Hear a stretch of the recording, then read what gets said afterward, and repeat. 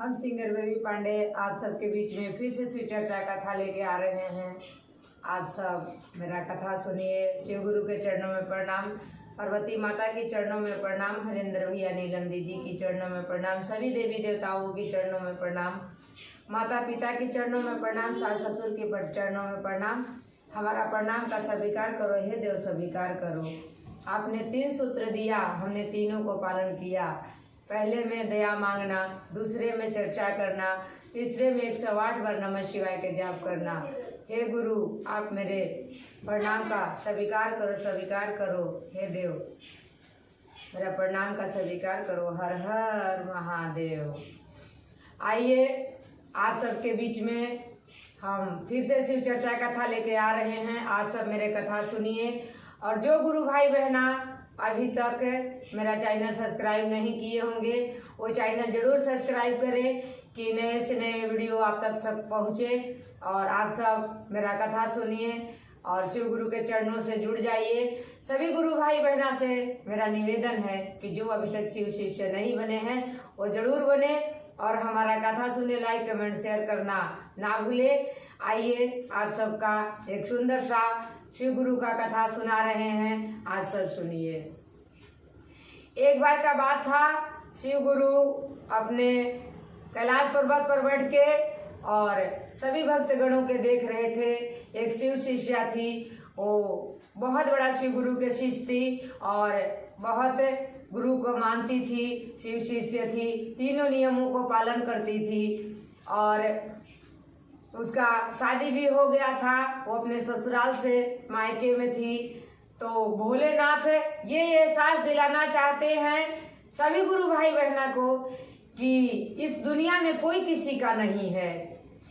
भक्ति भजन पूजा पाठ कर लो, ताकि यही अपने साथ जाना है। बाकी ये दुनिया का माया का जाल है, इसमें कोई अपना नहीं है और कोई नहीं साथ जाने वाला है। तो भोलेनाथ आए धरती पर और आके अपने नाग को छोड़ दिए और नाग को छोड़ दिए तो उस शिव शिष्य का नाग डांस लिया। और जब नाग डांस लिया तो सारे गांव घर में हलचल हो गया और कहने लग गए कि अगर नाग डांस लिया लड़की को कुछ हो जाएगा, मर जाएगी, तो हम इसको ससुराल वाला से क्या जवाब देंगे।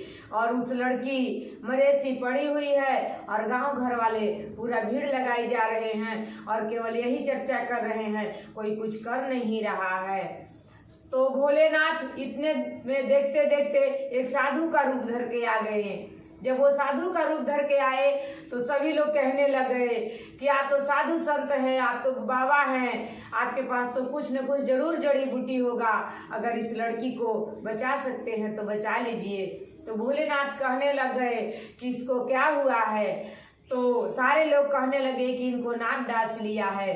बोले कि हाँ, हम तो जरूर जड़ी रखे हैं और इसको हम बचा भी लेंगे, लेकिन उसके लिए आप सबको दूध लाना पड़ेगा। तो सबसे गांव वाले कहने लगे कि हाँ बाबा, मैं दूध ले आएंगे। और एक कटरे रखकर और पूरे कटरे भर का गांव घर का दूध इकट्ठे कर दिए और इकट्ठे करके बोले बाबा दूध भर दिए। जब दूध भर गया तो बाबा ने अपने नाग छोड़ दिए। नाग ने आकर सारा दूध पी गया और सारा दूध पी के और थोड़ी सी दूध छोड़ दिया और फिर नाग वापिस चला गया। तो भोलेनाथ कहने लग गए कि जो ये बचा हुआ दूध है ये इनके फैमिली में से किसी को पीना पड़ेगा, इनके फैमिली को बुलाओ। तो आए उनके माँ बाप। तो उनके माँ बाप से गुरु ने कहने लगे कि ये दूध है, आप पी लीजिए, अगर आप पी लीजिएगा तो आपका लड़की बच जाएगी और आपका मृत्यु हो जाएगा। इतने में उसको माँ कहने लग गई कि नहीं, हम ये दूध क्यों पिएंगे, जिसको जो होना था वो तो हो गया, लेकिन हमारे बाल बच्चा को कौन देखेगा, इसलिए हम ये दूध नहीं पिएंगे। इसके बाद उसके भाई को बुलाया गया और भाई से भी यही बात भोलेनाथ ने कहे।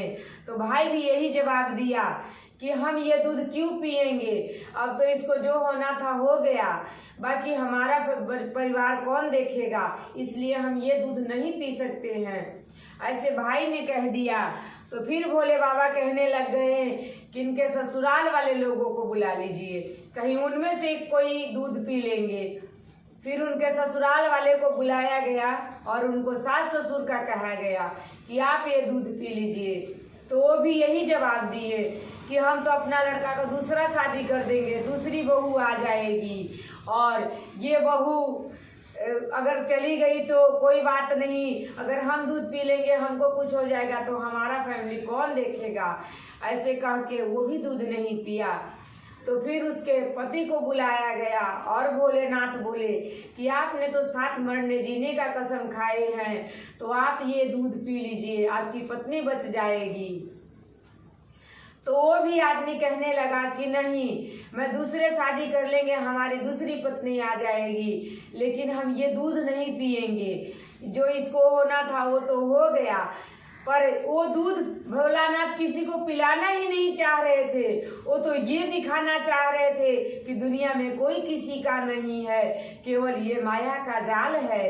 इस माया का जाल से बाहर निकलो और गुरु को चरण में आ जाओ और भोलेनाथ का अपना गुरु बनाओ और उनके चरण में आके भक्ति भजन करो। इतने में सभी लोग कहने लगे कि बाबा आप ही ये दूध पी लीजिए, आप तो साधु संत हैं, आपके तो कोई नहीं है, ये लड़की बच जाएगी। तो भोले बाबा बोले कि कोई बात नहीं, हम ही पी जाते हैं। ऐसे कहकर वो दूध उठाए और पी गए। तो भोले भंडारी हैं, 20 के प्याला पीने वाले हैं, तो उनको नाग के दूध से क्या होना था, कुछ भी नहीं हुआ। और वो लड़की भी जी गई और जी के उठ के बैठ गई। और जब उठ के बैठ गई तो भोलेनाथ ने प्रकट हो गए। जब प्रकट हो गए तो उस लड़की ने चरण धर के और भोलेनाथ का रोने लग गई और रो के कहने लगी कि हे बाबा, अब इस दुनिया में हम रहना नहीं चाहते हैं, हमें अपने लोक में ले चलिए। हे भोलेनाथ, हमने देख लिया कि इस दुनिया में हमारा कोई नहीं है आपके अलावा, हम आपके साथ चलने वाले हैं। तब उस लड़की ने क्या भोलेनाथ से गाकर कहने लग गई। आइए आप सबका एक छोटा सा सुंदर भजन सुनाते हैं। ले ले चला गुरु शिव लोकावा हो, इहवा कोई ना हमार, ना हमार मम्मी पापा, ना उनकर बेटिया, दूधवा पियाला काके नातावा हो, इहवा कोई ना हमार, ना हमार भैया बाड़न, ना उनकर बहिनी, रखिया बन्हाला काके नातावा हो, इहवा कोई ना हमार।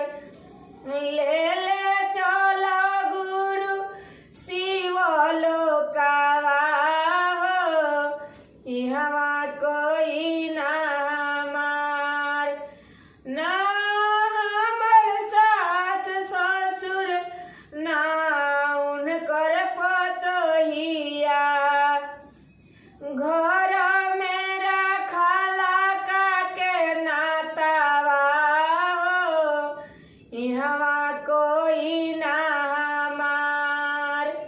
ले ले चलो गुरु शिव लोकावा हो, इहवा कोई ना हमार, ना हमर पति जी है, ना उनकर पत्नी, सिंदूरा दिहला काके नातावा हो, इहवा कोई ना हमार।